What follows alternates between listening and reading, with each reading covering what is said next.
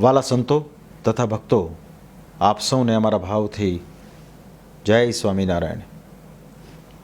હાલમાં સાંપ્રત સમયમાં શ્રી સ્વામિનારાયણ ગુરુકુલ કંડારી તેમજ અન્ય સંસ્થાઓના સ્થાપક અને વડતાલ મંદિરના ભૂતપૂર્વ મુખ્ય કોઠારી શ્રી તેમજ ચેરમેન પદે રહેલ શાસ્ત્રી સ્વામી શ્રી ઘનશ્યામ પ્રકાશ દાસજી ઉપર તેમના જ એક નવયુવાન શિષ્ય સાધુ વેદાંત વલ્લભ દાસે પોતાના નિવેદન અને વક્તવ્યમાં જે ગંભીર આક્ષેપો કર્યા છે, એનાથી સારો એ સત્સંગ સમાજ આઘાતને પામ્યો છે.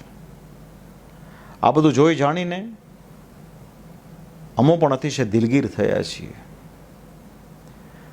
વાલા ભક્તો, ભગવાન શ્રી સ્વામિનારાયણે જીવ પ્રાણી માત્રના કલ્યાણને વાસ્તે આ શુદ્ધ સંપ્રદાયની સ્થાપના કરી છે. આમાં વિદ્વાન, તપસ્વી, જ્ઞાની, કર્મઠ, ત્યાગી સર્વે બાઈ ભાઈ અને મુક્ત મને પોતાનું સર્વસ્વ અર્પણ કરનાર ભક્તોએ આ સંપ્રદાયની અંદર અભૂતપૂર્વ યોગદાન આપ્યું છે, જેના કારણે મૂળ સંપ્રદાયની છેલ્લા ઘણા બધા વર્ષોમાં એની આન બાન ને શાન ને કીર્તિમાં અનંત ગણો વધારો થયો છે.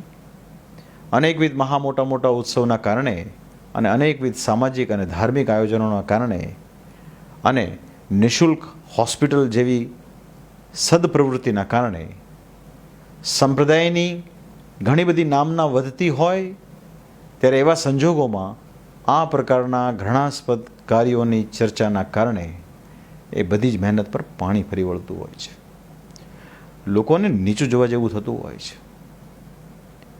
કોઈ મુમુક્ષ જીવાત્મા તમારા શરણે આવ્યો હોય, એણે બહુ હૃદયથી પોતાનું મસ્તક તમારા ચરણમાં નમાવ્યું હોય અને તમે એને આધ્યાત્મ માર્ગમાં, મોક્ષ માર્ગમાં એને આગળ લઈ જવાને બદલે તમારા નિહિત સ્વાર્થોના અર્થે શાસ્ત્રોના અર્થના અનર્થ કરી અમે જ અનાદિમુક્ત છીએ એમ કહી અને અહમ બ્રહ્માસ્મી બની બેઠતા હોય છે, તેવા લોકો મુમુક્ષુને આધ્યાત્મ માર્ગમાં આગળ લઈ જવાને બદલે એને અધોગતિ તરફ લઈ જતા હોય છે.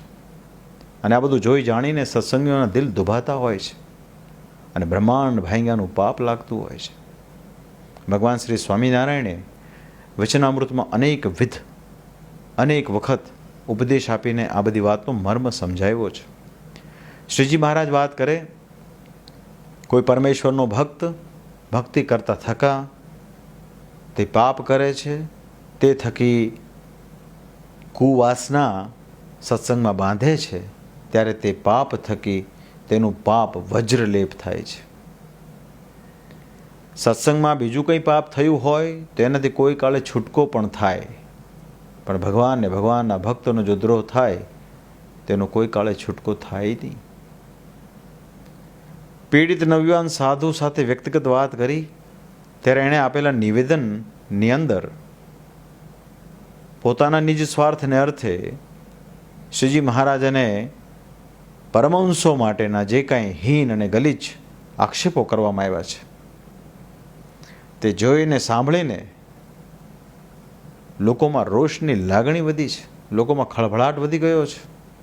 ત્યારે વાલા ભક્તો, આપણા મૂળ સંપ્રદાયમાં હાલમાં ભગવાન શ્રી સ્વામિનારાયણની પૂર્ણ કૃપાથી જ્ઞાની, તપસ્વી, શાસ્ત્રોની રચના કરી શકે એવા વિદ્વાન સંતોની કોઈ ખોટ નથી.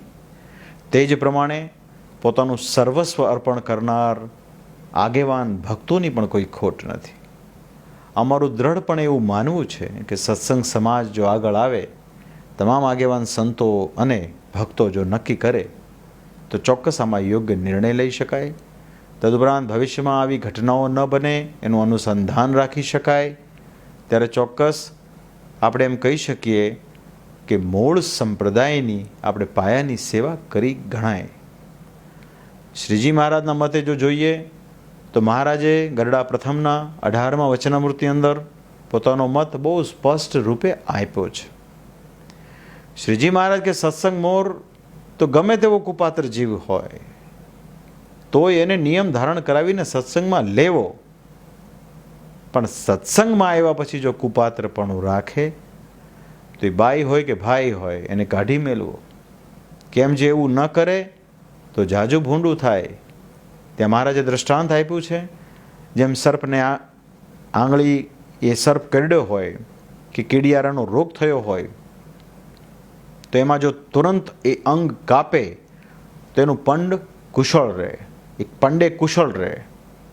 પરંતુ જો લોભ કરે તો ઝાઝો બગાડ થાય. ત્યારે વાલા ભક્તો, મહારાજના આ અભિપ્રાય પછી અમારે વિશેષપણે કાંઈ કહેવાનું રહેતું નથી. પણ લોકોમાં રોષની લાગણી એટલી બધી પ્રબળ છે કે અમારે ના છૂટકે આ વાત કહેવી પડે છે. ભગવાન શ્રી સ્વામિનારાયણ પણ એવું કહેતા કે આ તમારા હિતની વાત છે, પણ છતાં કહેતા ડરીએ છીએ. રખે ને આમાંથી કોઈને ઉલટ સમજાય, પણ તમારા હિતની વાત છે, કલ્યાણની વાત છે, માટે અમે કહીએ છીએ. તે ન્યાય અમે પણ સમજીએ છીએ. આમાંથી સવળી વાત લેનારા સવળી લેશે, અવળી લેનારા અવળી લેશે, અને ઘણા કુતૂહલ વશ થઈને પ્રસરાવશે. તેમ છતાંય સત્સંગના હિતની વાત છે, માટે કહીએ છીએ. ત્યારે વાલા ભક્તો, આપ સૌ સદાચાર રૂપી ધર્મનું પાલન કરજો. કેમ જે સદાચારેણ વિશ્વાસમ વર્ધતે, સમાજમાં જ્યારે સદાચારનું વાતાવરણ પ્રસરે છે ત્યારે જ વિશ્વાસનું વાતાવરણ સર્જાય છે. માટે સૌએ સદાચાર રૂપી ધર્મનું પાલન કરવું. કેમ જે જગતમાં મનસ્વી પ્રકારના જીવોની કોઈ ખોટ છે નહીં. શ્રીજી મહારાજે વાત કરી કે ધર્મ રાખીને ભગવાનનું ભજન કરનારા, કહેતા યુધિષ્ઠિર ધર્મરાજ જેવા બહુ ઓછા હોય છે, પણ ભીમસેન જેવા ડારો દેનારા તો તમને ઘણા મળતા હોય છે. વર્તમાન કોરોના કાળની અંદર સરકારશ્રીઓથી લઈ તમામ સામાજિક સંસ્થાઓના જે સંદેશાઓ હોય છે, પણ તેની વિપરીત મનસ્વી વ્યક્તિ પોતાની રીતે વર્તન કરતો હોય છે અને પોતાની જાતને તો જોખમમાં મૂકે છે, પણ પોતાના પરિવાર અને સ્નેહીજનો, કુટુંબીજનોને પણ જોખમમાં મૂકે છે. ત્યારે ખાસ કરીને આ બધી વાતોનું મૂળ સમજવું, આત્માના અવાજને અનુસરો, સત્ય અને અસત્યના ભેદને સમજો વાલા ભક્તો, તો ભગવાન રાજી થશે અને સત્સંગ કર્યાનું આપણને ફળ મળશે. અમને શ્રદ્ધા છે કે તે પ્રમાણે આપ સૌ કરશો.